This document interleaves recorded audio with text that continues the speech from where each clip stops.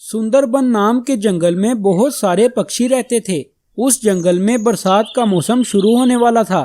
सब पक्षियों ने अपना अपना पक्का घर बना लिया था, मगर टूनी चिड़िया ने अभी भी अपना घर तैयार नहीं किया था। मुझे जल्दी काम करना होगा, बादल आना शुरू हो गए हैं। मुझे बारिश शुरू होने से पहले अपना घर बनाना होगा। अभी टूनी चिड़िया ये बातें कर ही रही थी कि वहाँ पर बहुत तेज बारिश शुरू हो गई। ये बारिश इतनी जल्दी कैसे शुरू हो गई? अभी तो मेरा घर तैयार नहीं हुआ। अब मैं कहाँ जाऊँ? चलो मैं जाकर किसी दूसरे पक्षी से मदद मांगती हूँ। ये कहकर टूनी चिड़िया वहाँ से चली जाती है और टुनटुन कबूतर के पास पहुँच जाती है। मैं अपना घर बना रही थी, तभी अचानक से बारिश शुरू हो गई। अब इतनी तेज बारिश में मैं अपना घर नहीं बना सकती। कृपया करके जब तक बारिश रुक नहीं जाती तुम मुझे अपने साथ रहने दो। नहीं टूनी चिड़िया, बिल्कुल भी नहीं। मैं तुम्हें अपने घर में नहीं रहने दे सकता। मेरा घर बहुत कमज़ोर है, तुम्हारे यहाँ रहने से ये टूट जाएगा। जाओ जाकर किसी और पक्षी से मदद मांगो। ये सुनकर टूनी चिड़िया वहाँ से चली जाती है और मिट्ठू तोते के पास पहुँच जाती है। क्या हुआ टूनी चिड़िया, तुम इतनी तेज़ बारिश में क्यों घूम रही हो? तोते भैया, अभी मैंने अपना घर नहीं बनाया था कि अचानक से बारिश शुरू हो गई। अब इतनी तेज बारिश में मैं कहाँ जाऊँगी? आप कृपया करके जब तक बारिश नहीं रुक जाती मुझे यहीं पर रहने दें। अरे नहीं नहीं टूनी चिड़िया, मैं तुम्हें यहाँ पर नहीं रहने दे सकता। मेरे पास बहुत थोड़ा सा भोजन है। अगर तुम यहाँ पर रहोगी तो मेरा भोजन बहुत जल्दी ख़त्म हो जाएगा। टूनी चिड़िया बेचारी निराश होकर वहाँ से भी चली जाती है। वो जंगल में घूम रही थी, तभी उसे वहाँ पर एक बहुत बड़ा सेब नजर आया। अरे बाप रे बाप, ये इतना बड़ा सेब कहाँ से आया? मैंने अपनी सारी जिंदगी में इतना बड़ा फल कभी नहीं देखा। भला ये कैसे हो सकता है? अभी टूनी चिड़िया ये बातें कर ही रही थी कि उसके दिमाग में एक योजना आई। क्यों ना मैं इस सेब को खोखला करके इसमें अपना घर बना लूं। इस तरह मुझे बना बनाया घर मिल जाएगा और मैं बारिश से भी बच जाऊंगी। तभी टूनी चिड़िया जल्दी जल्दी उस सेब को खोखला करना शुरू कर देती है। थोड़ी ही देर में वो सेब के अंदर अपना घर बनाकर उसके अंदर बैठ जाती है। उधर मिट्ठू तोते और टुनटुन कबूतर के घर टूट जाते हैं। अरे कबूतर मियाँ, अब हम क्या करें? हमारे घर टूट गए हैं। हमने तो अपनी तरफ से बहुत मजबूत घर बनाए थे, मगर बारिश बहुत तेज़ होने के कारण वो टूट गए। चलो जाकर कोई सुरक्षित जगह तलाश करते हैं। अगर हम इसी तरह बारिश में भीगते रहे तो हम बीमार हो जाएंगे। ये कहकर वो दोनों वहाँ से चले गए। तभी रास्ते में उन्हें एक बहुत बड़े सेब के अंदर टूनी चिड़िया बैठी हुई नजर आई। तोते भैया, ये मैं क्या देख रहा हूँ? वो सामने सेब के अंदर टूनी चिड़िया बैठी है क्या? अरे हाँ, भला ये कैसे हो सकता है? चलो जाकर टूनी चिड़िया से बात करते हैं। ये कहकर वो दोनों टूनी चिड़िया के पास चले जाते हैं। टूनी चिड़िया, ये इतना बड़ा सेब तुम्हें कहाँ से मिल गया? कबूतर भैया, मैं तो बारिश में भीग रही थी, तभी मुझे ये सेब नजर आया, तो मैंने इसको खोखला करके इसके अंदर अपना घर बना लिया। आप लोग बारिश में क्यों भीग रहे हैं? हमारे घर टूट गए हैं। हमने तो बहुत मजबूत घर बनाए थे, मगर वो पता नहीं कैसे टूट गए और अब हमें समझ नहीं आ रहा कि हम कहाँ जाएं। आपको कहीं जाने की ज़रूरत नहीं, आप मेरे साथ रह सकते हैं। जब बारिश रुक जाएगी तब आप लोग अपना घर दोबारा बना लेना। टूनी चिड़िया, तुम्हारा बहुत बहुत धन्यवाद। जब तुम्हें मदद की ज़रूरत थी तब हमने तुम्हारी मदद नहीं की थी, मगर अब तुम हमारी मदद कर रही हो। तभी वो दोनों टूनी चिड़िया के पास उस सेब के अंदर चले जाते हैं। तो प्यारे दोस्तों, इस कहानी से हमें ये सबक मिलता है कि हमें मुसीबत में दूसरों के काम आना चाहिए। तभी टूनी चिड़िया समय ज़ाया किए बगैर वहाँ से चल पड़ती है और जल्दी ही पहाड़ों के पीछे पहुँच जाती है। और वहाँ पर बहुत बड़ा सागर था जिस पर बहुत सारे बादल पानी पी रहे थे। चिड़िया जल्दी से उनके पास चली जाती है। बादल भैया, मैं बहुत दूर से आई हूँ। मेरा दोस्त रोज गर्मी की वजह से मर रहा है। आप मेरे साथ चलें और आकर हमारे जंगल में बारिश बरसा दें। तुम कौन से जंगल से आई हो? हमने तुम्हें पहले तो कभी नहीं देखा। मैं पहाड़ों वाले जंगल से आई हूँ। अरे ना बाबा ना, वो सामने सूरज को देखो, जैसे हमारे सर पर बैठा हो। इतनी तेज गर्मी में मैं तुम्हारे साथ कहीं नहीं जाऊंगा। भला मुझे क्या लगे, तुम्हारा दोस्त मरता है तो मर जाए। बादल भैया, मैं आपके आगे हाथ जोड़ती हूँ, आप लोग मेरे साथ चलें। अगर आप लोग मेरे साथ ना आए तो मेरा दोस्त तो मर जाएगा। मगर बादल उसकी बात का कोई जवाब नहीं देता, तो टूनी चिड़िया निराश होकर वहाँ से जाने लगती है।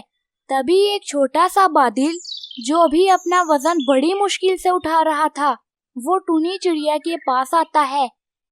रुको टूनी चिड़िया, मैं चलूंगा तुम्हारे साथ तुम्हारे जंगल में, और जाकर तुम्हारे दोस्त के ऊपर बारिश बरसाऊंगा।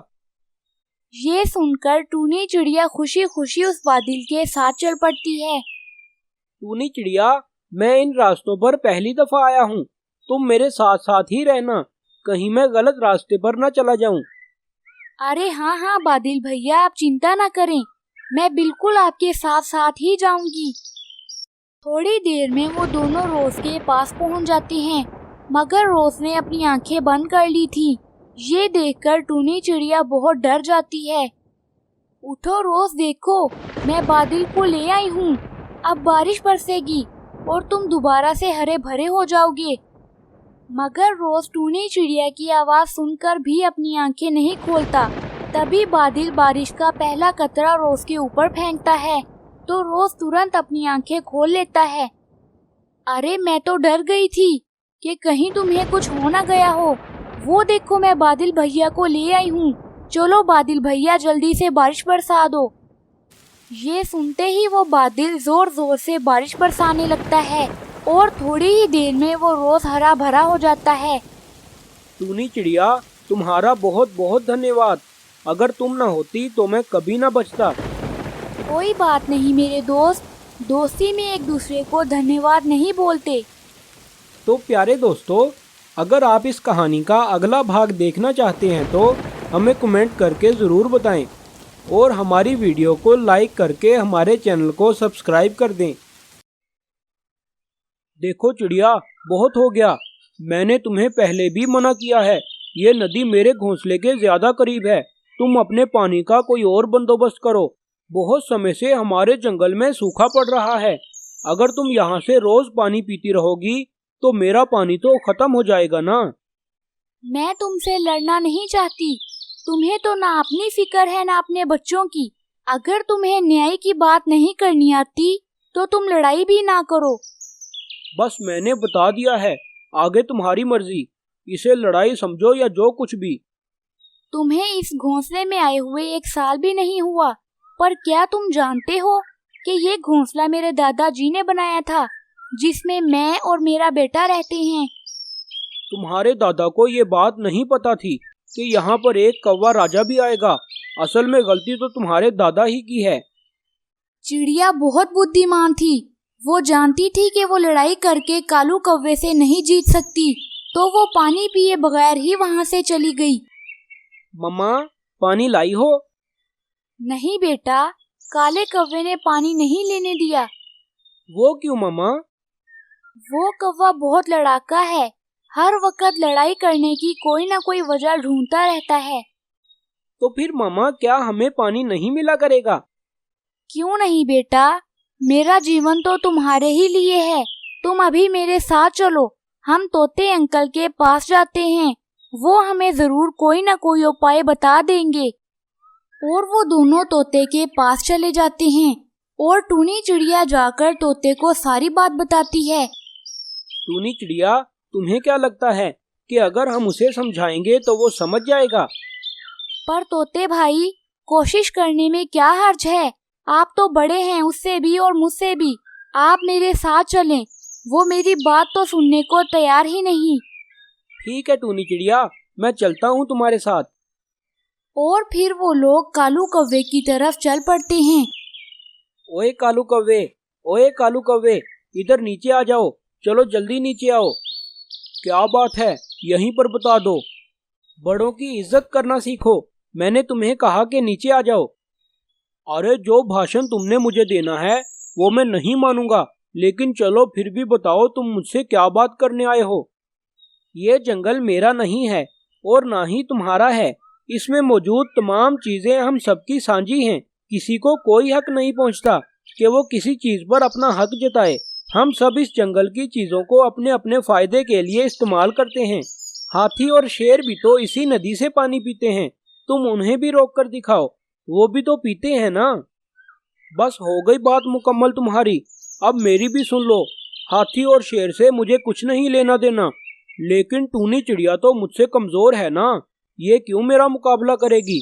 असल में मैं इसकी सुंदरता से जलता हूँ, इसका मेरे पास रहना ठीक नहीं। इसे देखकर मुझे अपना आप और भी भद्दा लगता है। जो कुछ भी हो, मैं इसे ये पानी नहीं दूंगा। बदतमीज कौवे, बस कर जाओ, तुम्हें बड़ों की इज्जत करनी नहीं आती। तुम जिंदगी में कभी कामयाब नहीं हो सकते। आप बस कर दीजिए, मैंने भी फैसला कर लिया है कि अब मैं इसके पास नहीं रहूंगी। पर मम्मा, अब हम लोग कहाँ जाएंगे? बेटा, हम तुम्हारे मामू टुनटुन कबूतर के पास चले जाएंगे।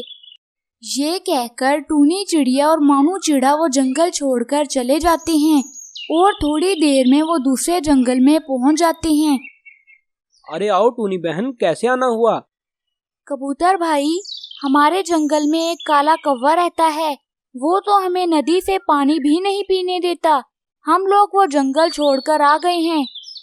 अरे कोई बात नहीं टूनी बहन, तुम यहाँ पास वाले पेड़ पर ही अपना घोंसला बना लो। यहाँ पर हर चीज मौजूद है, तुम्हें किसी भी चीज की कमी महसूस नहीं होगी। तभी टूनी चिड़िया पास वाले पेड़ पर अपना घोंसला बना लेती है और कुछ ही दिनों में कालू कौवे की नदी का सारा पानी सूख जाता है। अरे ये क्या हो गया? मेरी नदी का तो सारा पानी सूख गया है। अगर आज बारिश ना हुई तो मैं प्यासा मर जाऊंगा। लेकिन कुदरत को कुछ और ही मंजूर था। थोड़ी देर बाद जंगल में काली बादल आ गए और बहुत जोर की बारिश शुरू होने लगी। इतनी तेज बारिश में कालू कौवे का घोंसला टूटकर नीचे गिर गया और कालू कौवा उसी नदी में गिर गया, जिसकी वजह से उसके सर में चोट लग गई और वो पानी में डूबकर मर गया। तो प्यारे दोस्तों, इस कहानी से हमें ये सबक मिलता है कि हमें किसी के साथ अन्याय नहीं करना चाहिए, वरना कुदरत अपना इंतकाम ज़रूर लेती है।